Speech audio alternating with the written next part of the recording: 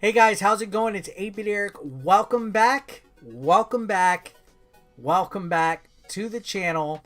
Today we're going to talk about an interesting game. This is called Touhou Luna Nights. I hope I pronounced that right. Anyways, this is a game that is currently on Xbox Game Pass, which is what I played this on. So this footage that you're seeing is from the Xbox One. It's also on PC, and evidently there was supposed to be a Nintendo Switch version that I don't think has come out yet. I tried to Google about it, couldn't find anything. So for whatever reason, it's not on the Switch yet. But I saw it on Game Pass. I took a look at the trailer, the graphics, and I was like in awe. The first thing that caught my attention was the beautiful sprite work, the animations, just looking at the main character, looking at the enemies. I was like, all right, I'm sold immediately on this. As a retro gaming fan, I was like, all right, I need to take a look at this because it just looked absolutely well put together. If a game looks good and seems like it plays good when I see the trailer, I'm sold.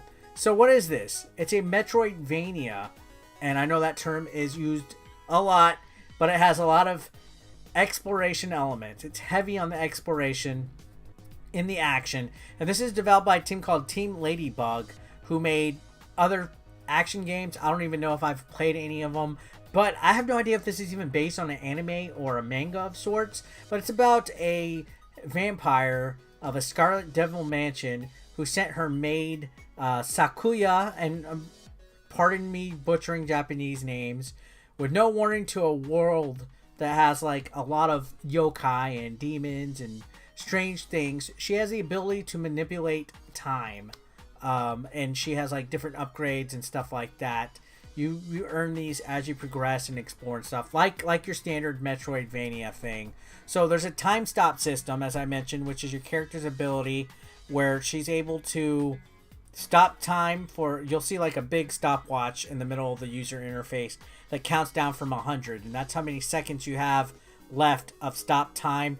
The stop time could actually let you walk on water. It can let you avoid obstacles. It can have all the enemies on screen stop, and then you can even slow down time if you use your weapon. So there's a lot of time manipulation in this, and you have like MP power that's used for these power-ups and these attacks, as well as your health. You level up as you progress throughout the levels. As you defeat enemies, you gain experience points, kind of like Symphony of the Night. You'll see like little experience points pop up and stuff, and your character gets stronger by the minute, and they gain, you know, more health and stuff like that. So the basic core mechanics are pretty solid as far as a platformer game goes. So I think this is a series. I'm not entirely sure again, but if it's not, then this could be the start to a great series.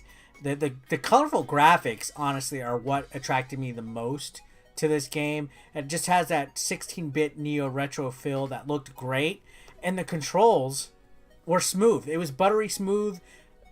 Figuring out how to control the character, figuring out how to use the abilities to dodge, to double jump, everything just felt great. This actually is a real well put together indie title, which impressed me out of the get-go. I'd never even heard of this. I wouldn't even seen this game if I didn't get into Game Pass. So for a game to be this solid and fly underneath my radar, holy cow. I'm glad I didn't miss out on it. So honestly, in addition to the solid controls and the gameplay, the soundtrack is actually pretty addictive too, especially during the boss fights, which some of these boss fights are difficult. You have to fully use the time manipulation and stuff, but it does get pretty intense, and oh my gosh, this will put your retro gamer skills to the test. Now every once in a while, as you like, the map is laid out all in big one world. There's warps that you can find to travel, to like fast travel from point A to point B, because there is a lot of backtracking in this, which is why it's described as a Metroidvania.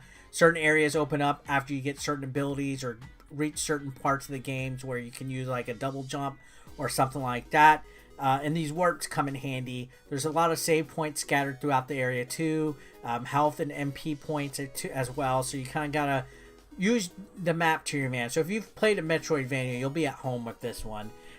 It's actually pretty well done for it too. There's been some sloppy Metroidvania games out there, and this one didn't feel like it. Now there was, I believe, recent new content as well. added on to this, at least on the PC version. There's a lot to dive into here. Now, I know sometimes backtracking in games isn't everybody's cup of tea. As I mentioned, sometimes these games are very cryptic and they're hard to figure out and can be intimidating. I gotta admit, I'm not the biggest Metroid fan out there, and I know I get a lot of heat every time I say that. But it's not half bad, and there's easy ways to work around this game, such as farming. Anytime you leave a screen, the enemies respawn, so you can literally go back and forth between two screens and kill enemies. But this could also be a hindrance as well. Let's say you cleared a room and you're backtracking and it just fills up with tons of, because there's some huge giant rooms that just have annoying enemies that are just all over the place, and it could be frustrating, but it's not too bad. There's ways around it. If you're used to games like this that have backtracking, if you're a retro gamer, you might actually really like this one. This one doesn't feel cheaply made at all. I think it feels like it was made by a high quality development studio. Again, I don't know much about Team Ladybug, but I do know that this was something that I was like, wow. And I'm glad, again, I absolutely love Game Pass. I don't know what it's, I think it's like seriously the best service out there at all to like test indie games that might have flown underneath the radar, or to try brand new games that you might not have discovered. And again, this was evidently supposed to come out on the Switch, but I don't think it has. I probably would have eventually played it on the Switch, but now I got to try it out on the Game Pass. I think this came out over a year ago on Steam, and now it's just getting on the consoles. And I'm thoroughly impressed with it. This is very solid. It's probably one of the better indie games I've played all year. And I'm not just tooting my horn. As somebody that plays a lot of platformers, a lot of different games, I was thoroughly impressed with Touhou Luna Nights. And I couldn't put the game down at all.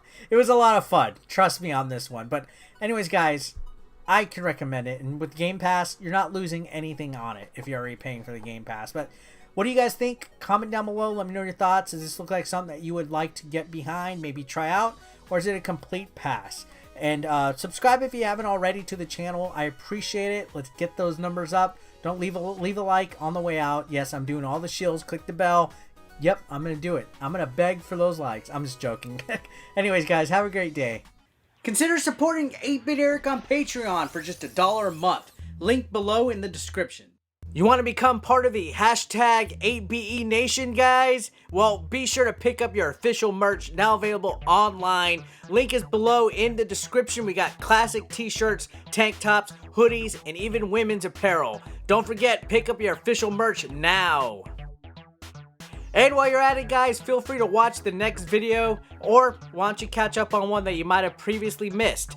Thanks again, guys, for all the support. I couldn't do this without you. You guys are amazing, and don't forget to subscribe and click that like button if you are brand new. Thanks again, guys. Peace out.